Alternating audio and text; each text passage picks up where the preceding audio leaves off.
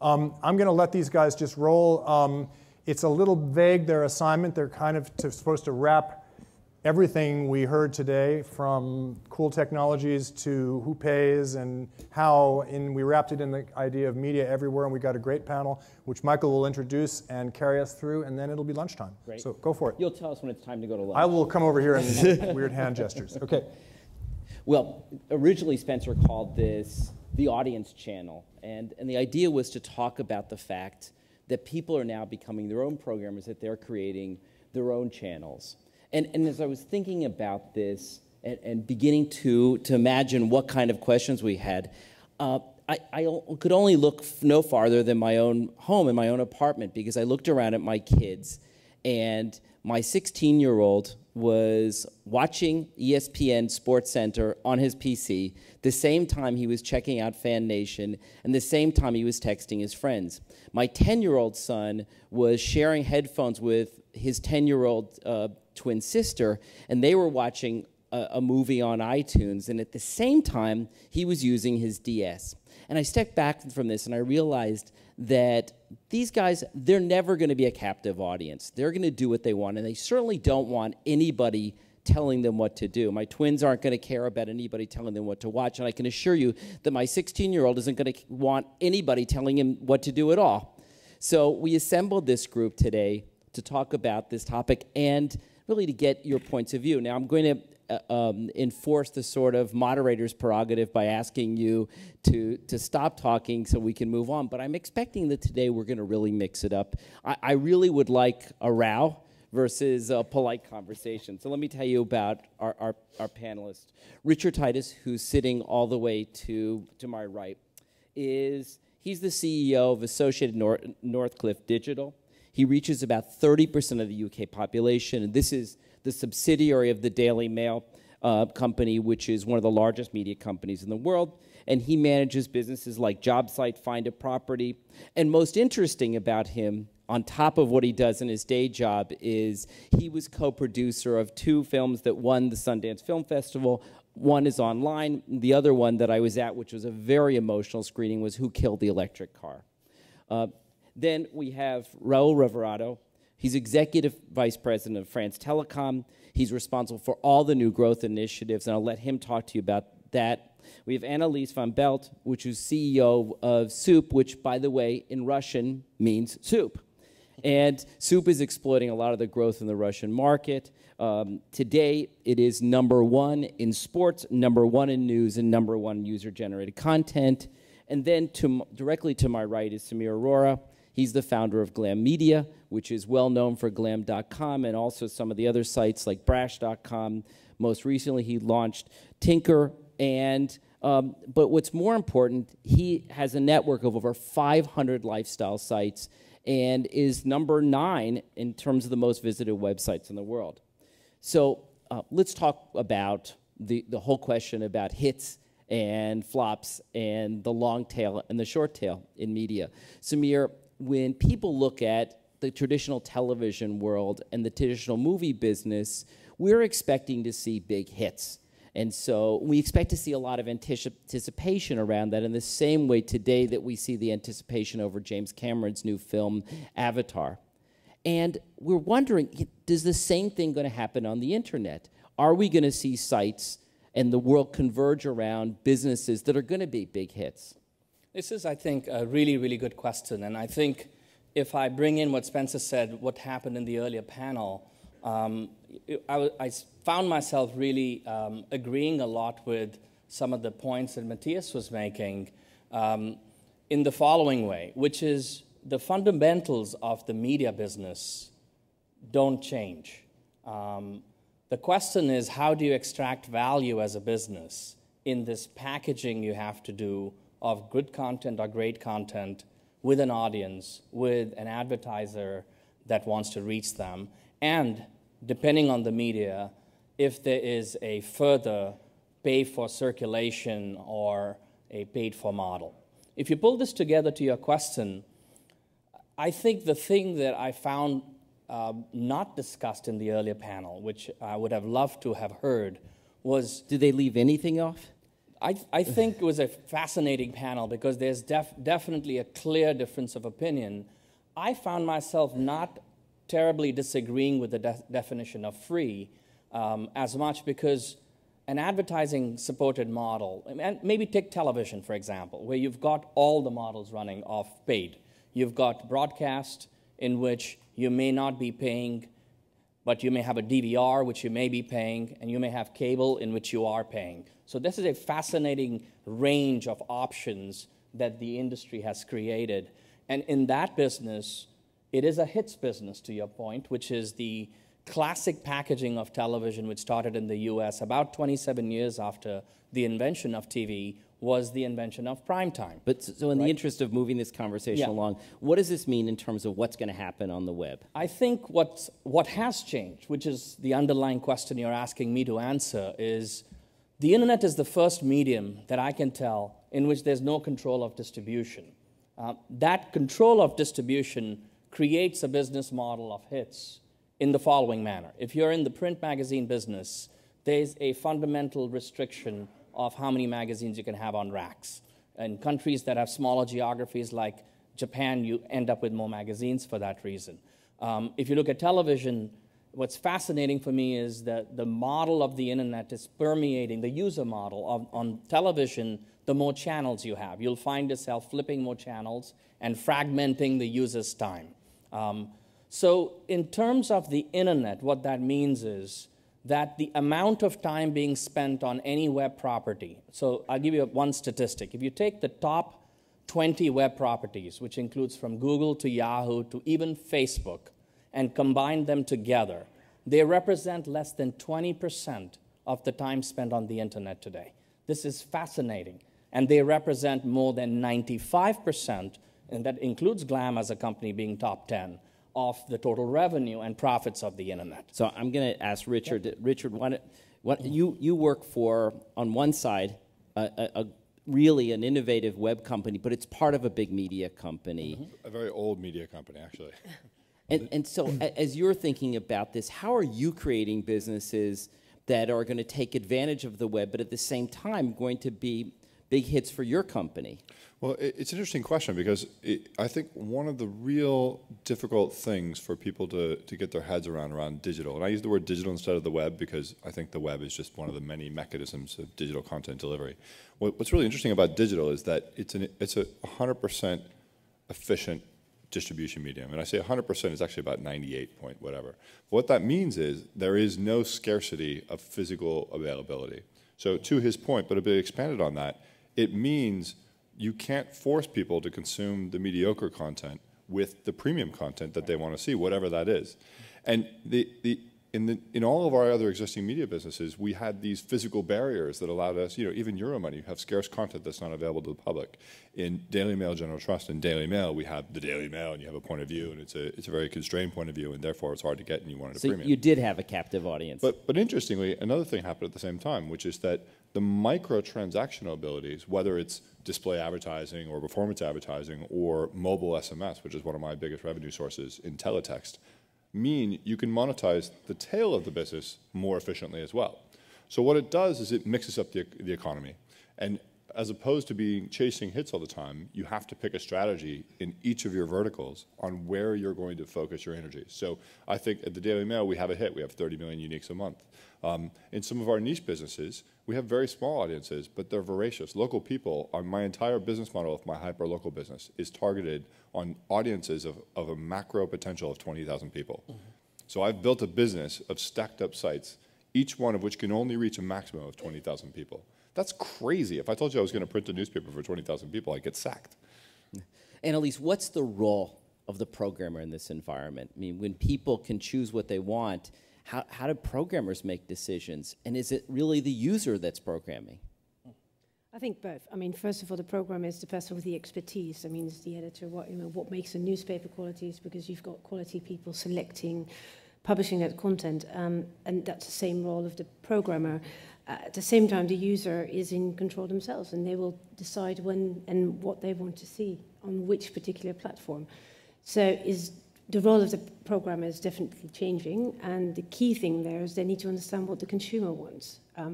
I've worked in traditional publishing for quite a long time. I'm now running an online-only company, which is heaven, bliss. I don't have to evangelize as much as I used to do, at least internally. But in many, many conversations, I think we still don't really talk about what the consumer wants. We talk about what we can deliver as a company, but we don't really talk enough about, or try to understand enough about what the consumer wants. And you know what? The consumer's moved on before we've even blinked. Well, when you look about this from a platform perspective, how are you creating content or integrating content into your different platforms? Now, obviously, a big part of your business today is mobile. And beyond the advantages of mobile, for example, the ability for you to have a location and also an open account from a consumer, how are you considering your opportunities across all of your platforms? At Orange, we are at all the steps of the value chain. We provide mobile phones, so devices, screens, pieces of plastic and glass that customers have in their hands. When you mentioned your twins, they have an iPod, they have a DS. It's screens, in fact. Then we are operating networks and internet sites. We're generating 60 million unique visitors every month on our websites across the globe. And then we are content producers. We've launched 2 set of TV channels with an interactive play with them that run both on the internet, on the mobile, and on the TV. What we see is critical today, and the new revolution that's coming to us is that consumers now have screens all day long.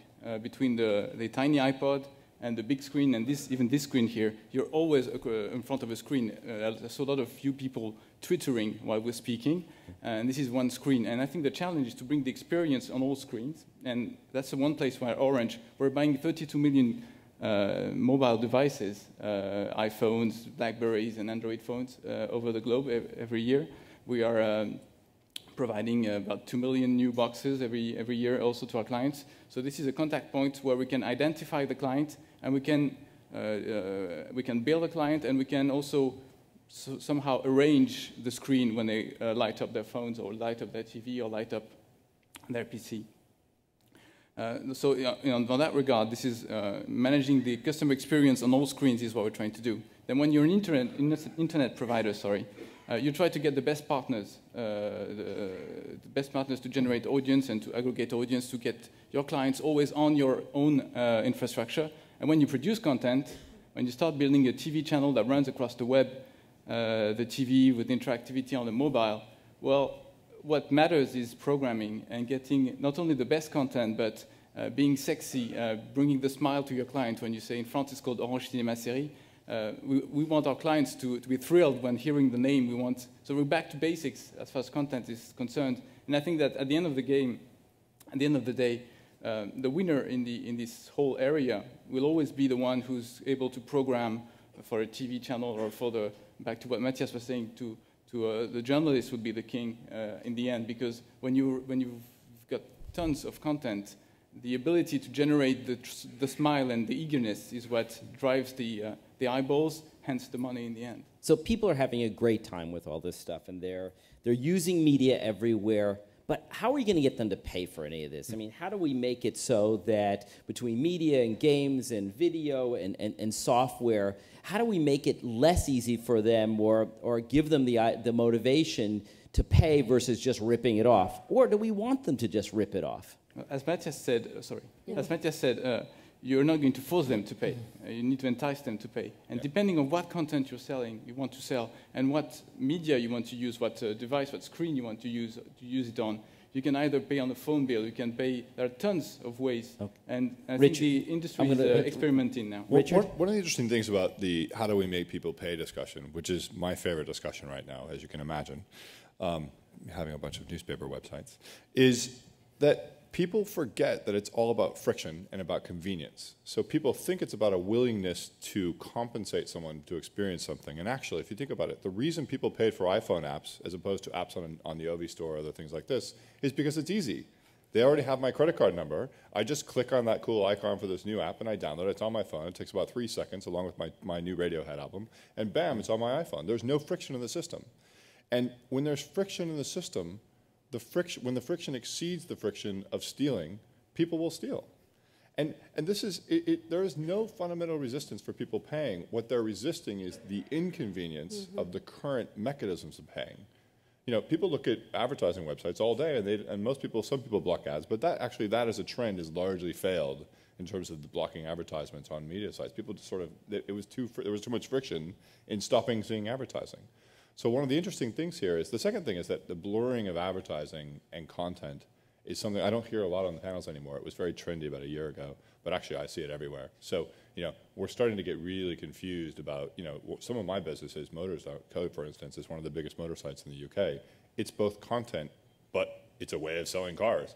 And which is it? What are you doing when you go there? Well, sometimes you're researching a car that you might not buy for 3 years, and sometimes you're going there to buy a car right now and print out the sheet and go buy it from the dealer. So these lines are all getting very blurry, and I think the mechanism we need to focus on is the user experience and how to make it easy and frictionless for people to exchange value for value. I think what I would add is, you know, it really comes down to size and scale. Yeah. You have to decide where in the value chain of media you want to be. If you're a Google, it's very simple. You're in the control and dissemination of the traffic, and then monetization of where the traffic goes. So if you look at Glam Media's business model, we made a decision very early that we would honor and respect all content creators and publishers. That's what we base the business on. That we would really build it on quality of content, and yet circumvent the issue of content, which is not to do with the creation and the paying. The issue of content on the internet is paying for the small amount of views you get. That's really what it comes down to. It's the amount of time and engagement you are getting on the quality content on the internet is pennies compared to the hundreds of dollars on any other media. So in our case, we created a very simple model which said, let's focus on high revenue, premium advertisers with high quality content. Let's package it with an audience that's highly desirable. And this strategy, though the company is only 5 years old, paid off for us. We started to notice a actual uplift in our business since I was here last year on the invite of Spencer. You know, we were projecting a kind of a cautious optimism in the downturn. Today in the US, at least for where we are, I sense a recession flatness to increase. And we've seen in the last year, all in media, which is content-based business, a revenue increase of 50% for the year, 50, and a drive to profitability that the company achieved in September of this year, and a very clear path to not hundreds of millions, but billions of revenue coming to the internet. So to me, this is monetizable. I'm going to ask Annelies to... Because I think, having been in the traditional publishing business, I think it's very easy, or much easier for you as Glam, or for me as LiveJournal, to actually talk about 50% growth, because it's still from a small base, and we don't have to pay for all those journalists. And you sort of, we're here, they're over there, where do you meet somewhere halfway in the middle? Coming back to the beer can, I do think that you can find an audience to buy the €1 beer can, because if you're a clever company, you have a better negotiation with the store, you make sure you're there at the checkout point, and people will pay the €1 for that beer can. I think another thing, and it's not, it's related to this, but it's more towards the advertising side. I mean, we're here as part of, invited by the Publicis Group. One thing I haven't heard this morning enough of, and actually in general don't hear enough of, is the role the advertising business needs to play within this. We don't talk enough about amazing campaigns that have reached an amazing quality audience with fantastic ROI, with great CPMs, because honestly, there are not enough of those great campaigns out there.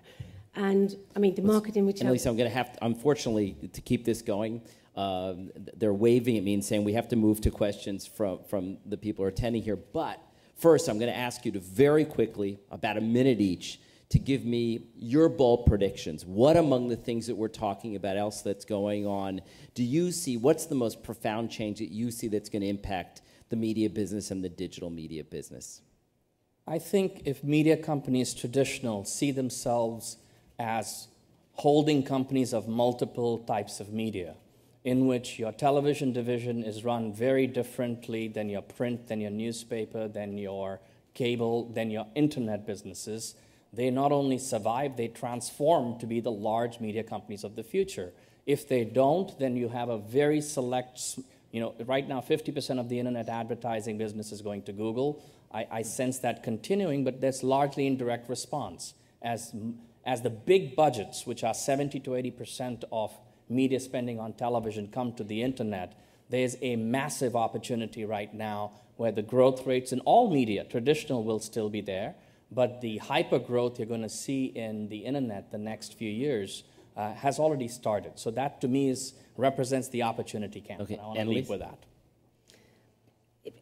I still believe it's, and I agree with everything you say, but it's not about what's happening in 5 years. I mean, for us as a business, what's important is tomorrow we need to be even more relevant than we are today. And I think that's a lesson that a lot of large media companies can learn from, because it's not about what we plan to do in 2 years or in 5 years, it's about what we plan to, how we operate our businesses to make sure we're relevant for our audience tomorrow. And I think that's why we've lost a lot of audience to go to smaller niche sites, better technology, because we're just too slow.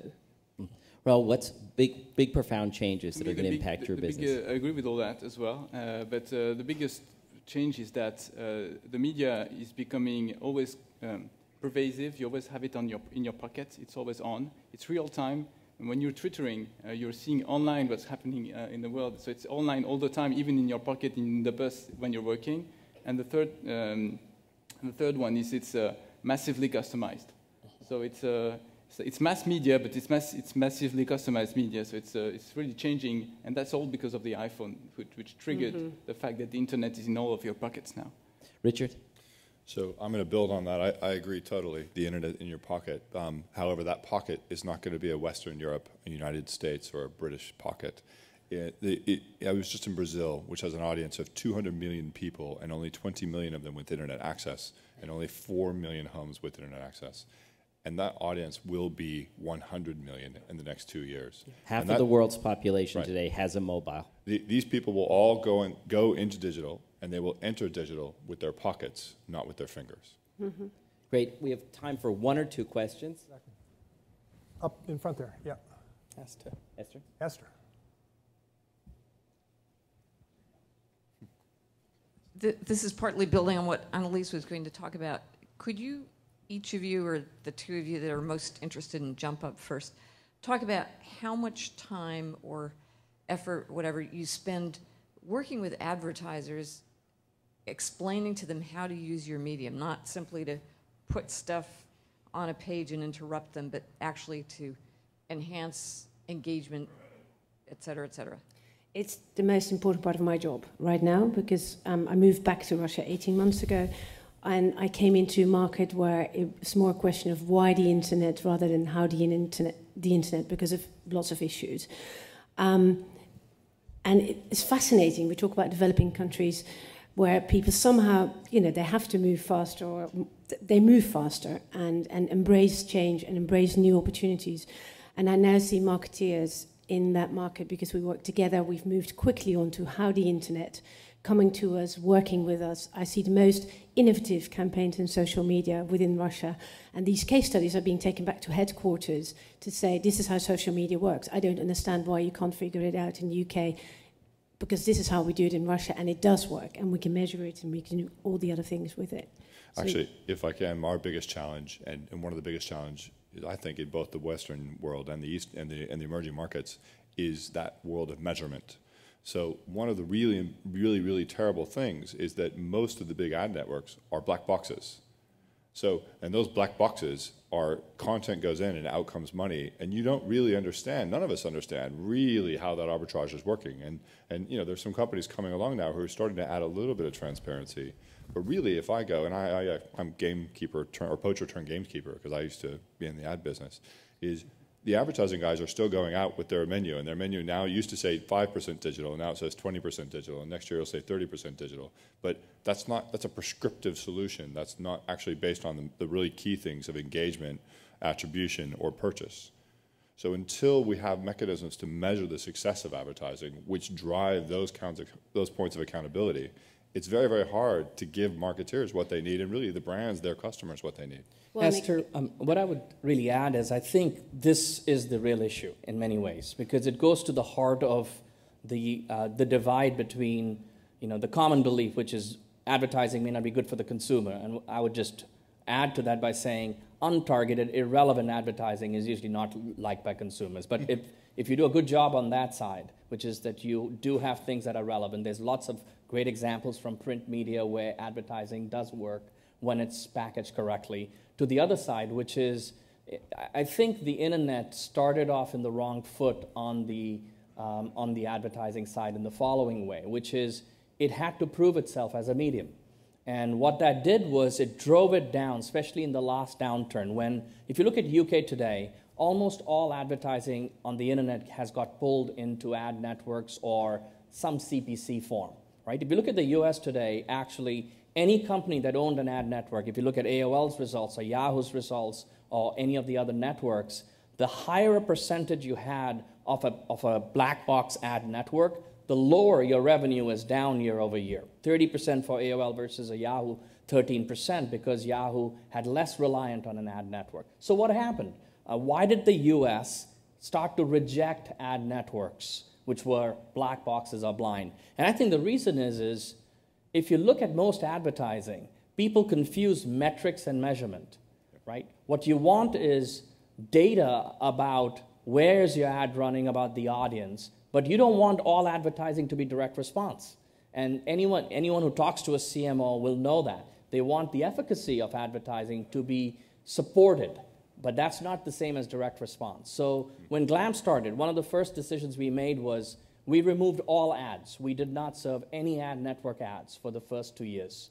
We did not want anything that was non-prime time first, so that we could define what prime time was. And I think it takes discipline like that to really pull out and then look at the situation and say, what are the brands looking for? Well, the brands are looking for the right audience at the right time with the right content, and that is online. But that doesn't mean it's all going to be CPC or remnant or response-based advertising. That's only 17% of total budgets of advertising. So you have to look at what the brands want, and the internet is, I believe, fully ready right now to deliver that. I think we have the data, we have the engagement metrics now, that the next decade will be a very big change in the way the internet and mobile, which I put into one connected whole, is used for advertising. Okay, so I see Spencer is ready to get the hook that here. Is such I love that, the certainty of that last comment. Thanks, so I think we're gonna call it quits and let people eat some lunch, if that's okay. Yeah. Absolutely. Okay, because you guys were great, and the future is bright. Off we go. Come on. We're ready. I'm sorry. We're running a little bit late. Lunch is back at the hotel. Follow the signs. You got till 2:30. And then we've got breakouts coming after that, which we'll want to get to promptly. So I know it's an action-filled thing, but stay with the program and we'll be okay.